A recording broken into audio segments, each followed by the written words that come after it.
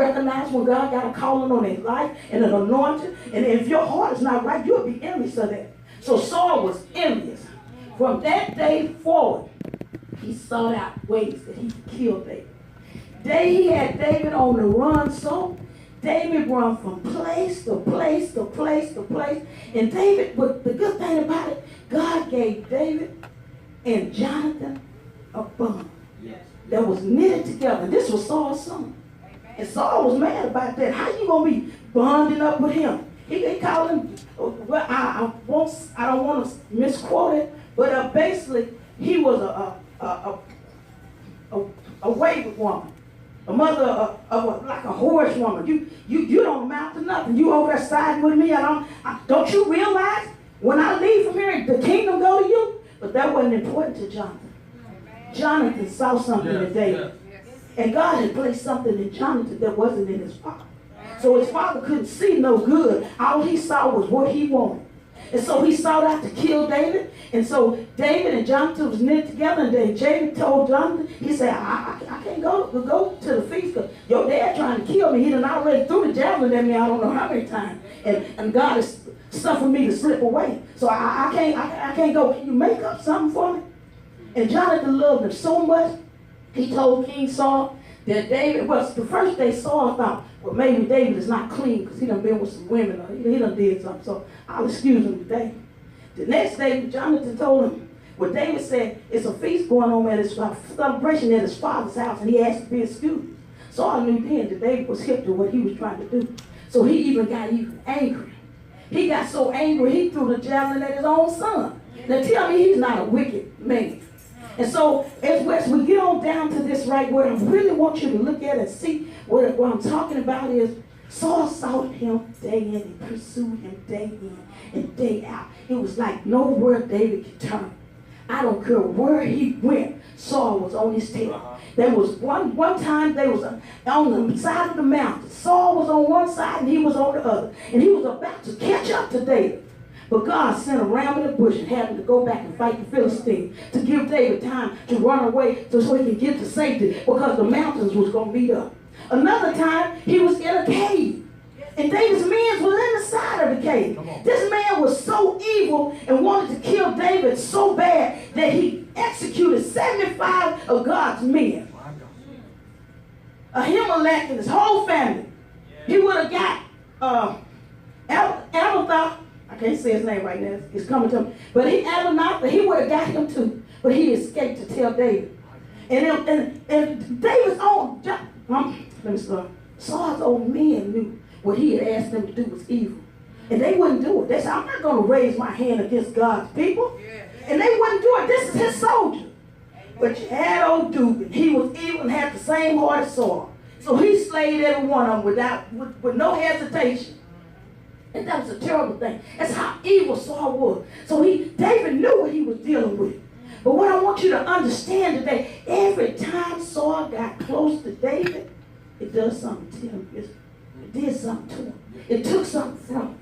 Don't you know every time the enemy get close to you and God fight him off to give you time to run, it does something to him. It took something from him. And that's what I'm getting at this verse when he told me, he said, why are you chasing me like this?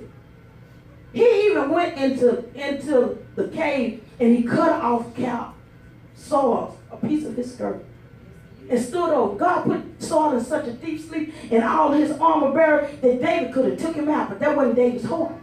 That wasn't what David wanted to do. But David even one point he felt guilty about doing just cutting his skirt. But he stood on the other side and he called out to Saul. And he said, look, if I wanted to take you out, I could have. Here's a piece of your skirt right here. Saul, I don't want to do that. Because at that moment, Saul became so ashamed. He kind of like put on this fake repent. Oh, David, you a better man than I. And you right, David. And I'll never do this again. David couldn't even turn around the corner before Saul was seeking out to get him. He went up and got 3,000 men to go after David with 600 men. That's how bad he wanted. He couldn't see nothing from day in and day out, but how he wanted to destroy David. You have saints like that sometimes in the church. I call them churchgoers. I'm not going to say saints. They can't see from day in and day out how they want to destroy you, because they see what God has planted in you and what's in your heart, and that you're better than they are. And she said, they about the accolades and the position and the power, and all you want to do is just be found guilty serving God. All you want to do is bring some souls into God. All you want to do is say, well, God, Jesus, say, well done, thou faithful servant. But that ain't what they want. And boy, he pursued him and he pursued him. He pursued him so that David didn't have no peace, he had no rest. He was too busy running. David was running so he didn't even have time to pray. And then he came to the realization, they about to chase me out. So that's the reason why he posed that question to Saul. That's the reason why he asked him, have I offended God? If it is, I know God I serve. We can repent, but I know it's not me, Saul. I know it's you. So even at this, I'm reaching out to you, Saul. I'm giving you a chance to repent to God for how you coming at me. I didn't take the kingdom from you, God did. Saul still wouldn't repent. He was just evil. He told everybody all around, and they saw what had happened to the priest, so they were afraid. He told everybody, if you so much give him a piece of bread, if you don't tell me where you send me, I'm going to wipe you and your family out. It got so bad, David's family had to run. He had to put them in a holding place until he could find out what God was going to do with him. God had told him to go down to Judah. But David had ran so much and got despondent, weary, tired, frustrated. He didn't know what to do. He lost sight of the vision God had given him. God anointed him king. Samuel poured the oil over him. But he lost sight of that because he was too busy running for his life. Sometimes it happens to us. We be so busy running and doing what we want to do and doing what we think we should be doing what we think we're called to do. And then the next thing you know, the enemy is so close, it's done took something from us. It took something from David. And David, out of his own mouth, David said it. They didn't say it. Saul didn't say it. David said it. He said, they have driven me out this day from abiding in the Lord's house. Come on here. Sometimes we do that. We let people drive us out of the house of God. I'm talking about church hurt now. We let them drive us out. We forget the vision God has given us. We forget what he said he's going to do for us. We forget all the promises. We forget everything he's already done. We forget he healed us. We forget he spared our child's life. We forget the bullet missed us. We forget the car wreck didn't get us. We forget. Because we're running from church to church. Church to church. David running as much as he did, you can't tell me David didn't pick up some kind of spirit that he had to fight off. Because he was running off in places that he had never been. You hear him say, y'all done driven me out of the house of God's inheritance, out of his house. What you want me to do? You want me to go serve some other God?